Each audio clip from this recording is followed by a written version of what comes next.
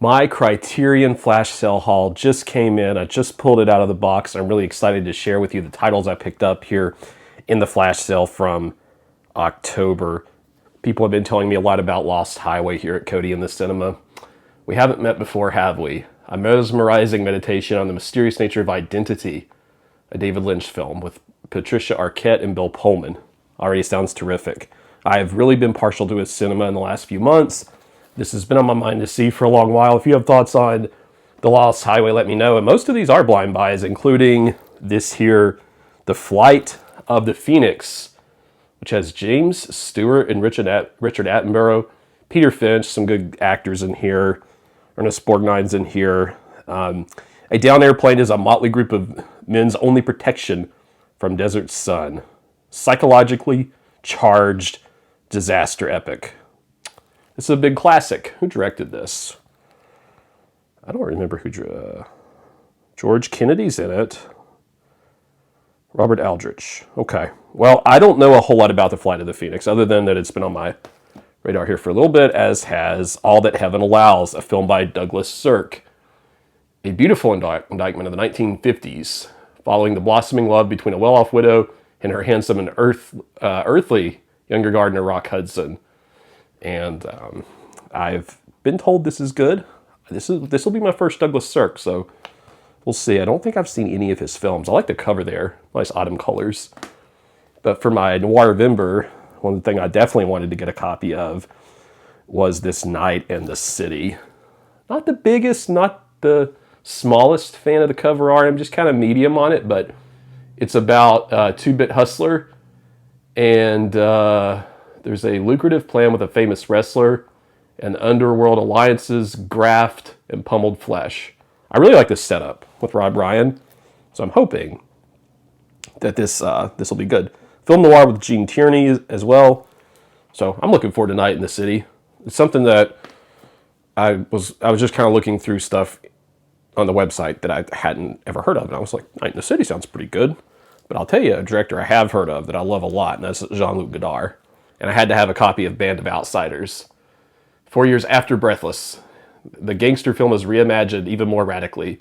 Two restless young men enlist the object of both of their fancies, this woman, to help commit a robbery in her own home. French New Wave. Love Godard. I know that sometimes people hate on him. At one point, I didn't love Godard, and then it just clicked one day. I put on the Breathless 4K, and I've been into him ever since. Really like Contempt. I talked about that on the channel. So, I resisted for a long time getting the big 4K pack of Citizen Kane because I hated the artwork, but it's grown on me, and I really like having this sturdy, put-together set.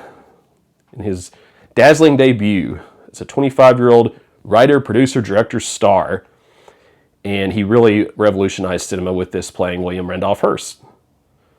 A William Randolph Hearst-like newspaper magnate named Charles Foster Kane. And really cool. I love the depiction of Xanadu in this film.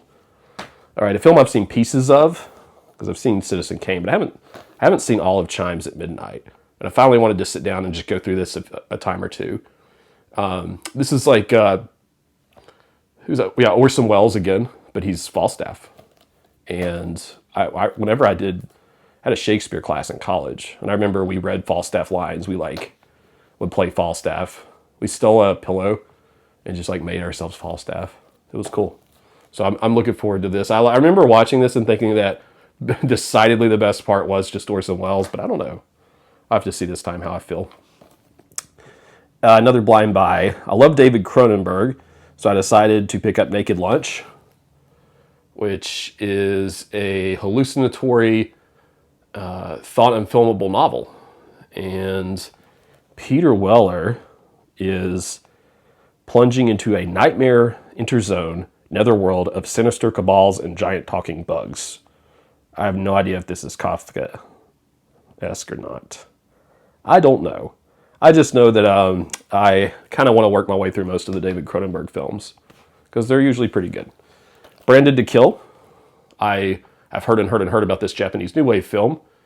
It's hilarious, visually inspired masterpiece. He was fired, apparently, when he delivered this to them.